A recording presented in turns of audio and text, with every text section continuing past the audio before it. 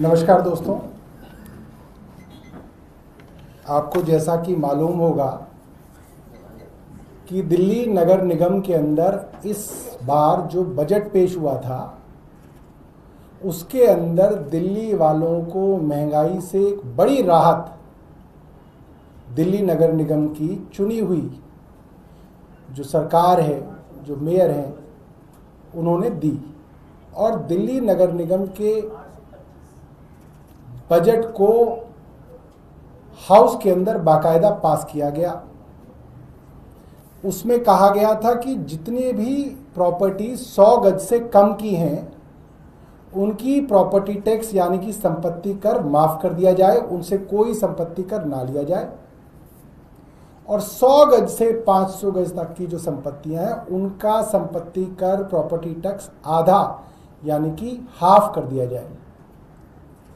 निगम के बजट में पास होने के बावजूद निगम आयुक्त अश्विनी कुमार जी ने इसको अभी तक अमली जामा नहीं पहनाया, इसके ऊपर बैठे हुए हैं।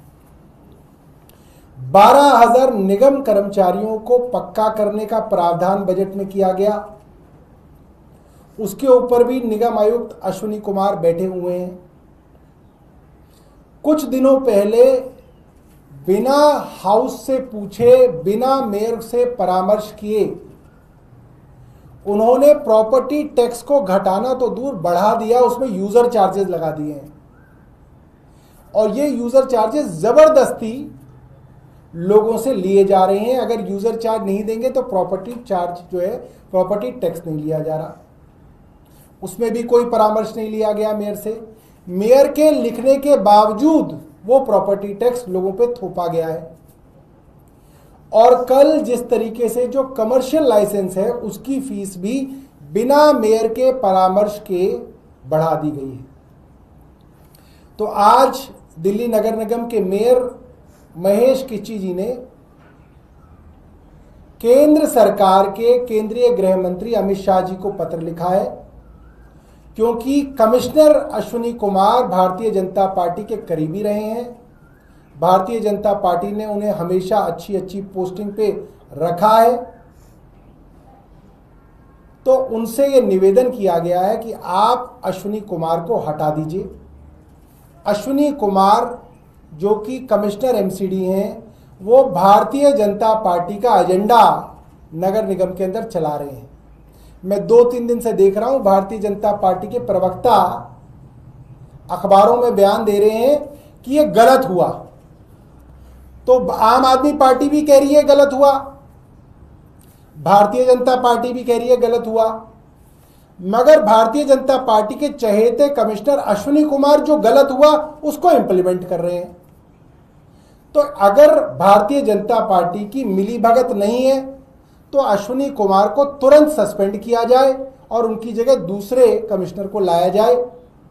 वरना यह बात साफ है दिल्ली वालों के लिए कि Ashwini Kumar MCD commissioner Bharatiya Janata party के इशारों पे, उनके एजेंडे पे काम कर रहे हैं। इसलिए ये पत्र माननीय गृह मंत्री अमित शाह जी को लिखा जाएगा और अमित शाह जी की तरफ से अगर कार्रवाई नहीं हुई तो हमारे चुने हुए पार्षद अपने तरीके से अश्विनी कुमार जी से अपना काम कराने की कोशिश करेंगे, फिर हम दूसरे तरीके अपनाएंगे।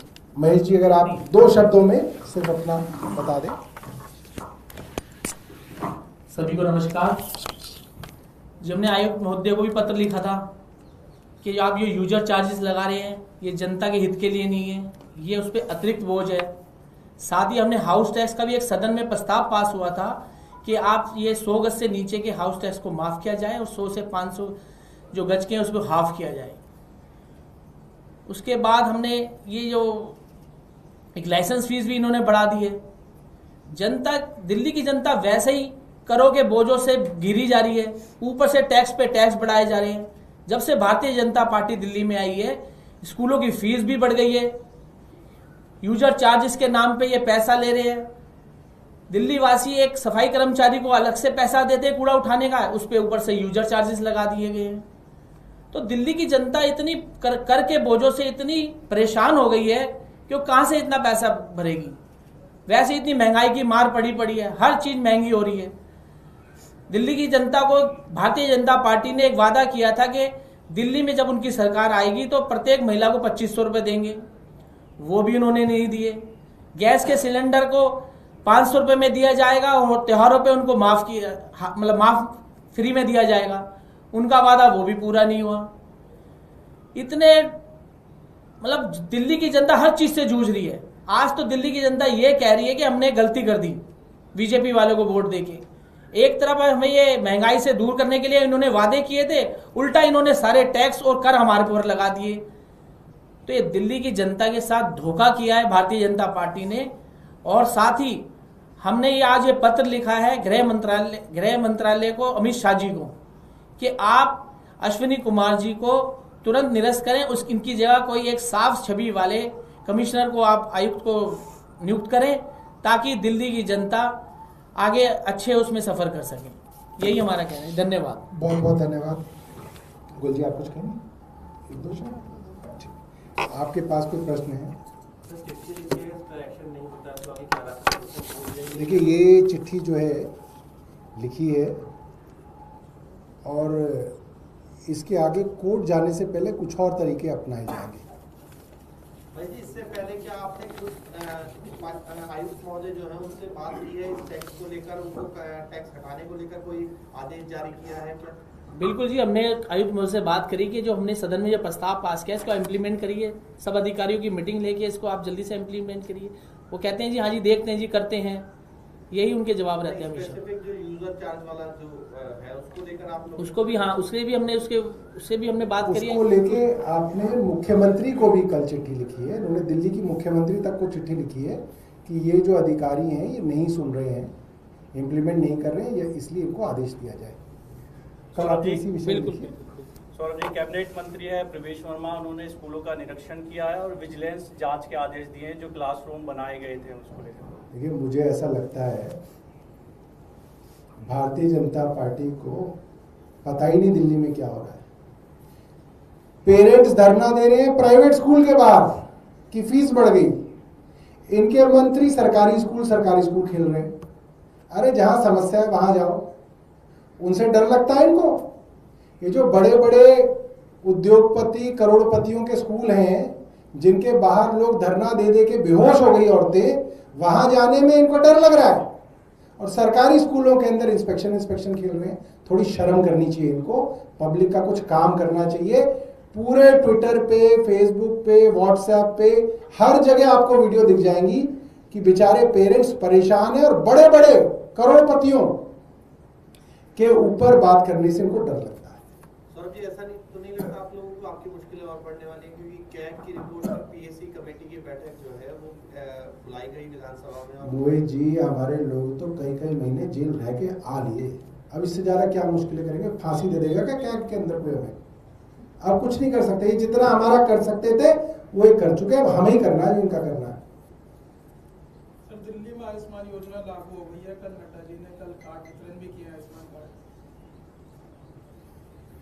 देखिए, मैं ये चाहता हूं नड्डा जी बताएं अब तक दिल्ली के प्राइवेट अस्पतालों में कितने आयुष्मान भारत के पेशेंट्स का इलाज हुआ। दिल्ली में पिछले कई सालों से 45 बड़े बड़े अस्पताल आयुष्मान भारत में रजिस्टर्ड हैं। वो गरीब लोग जो यूपी बिहार से इलाज कराने दिल्ली के सरकारी अस्पतालों में इलाज करा रहे थे, उनका आयुष्मान भारत में क्यों नहीं हो रहा इलाज? यूपी में तो आयुष्मान भारत लागू था, बिहार में भी लागू था, राजस्थान में भी लागू था। वो लोग जीबी पंत में इलाज करा रहे हैं, एलएनजेपी में इलाज करा रहे हैं, इन प्राइवेट अस्पतालों में क्यों नहीं इलाज करा रहे? आयुष्मान भारत स्कीम एक स्कैम है। बड़ी बड़ी इंश्योरेंस कंपनीज इसके अंदर सरकार से प्रीमियम ले रही है, पैसा जा रहा है, इलाज लोगों का ना के बराबर हो रहा है। ठीक है जी, ठीक है।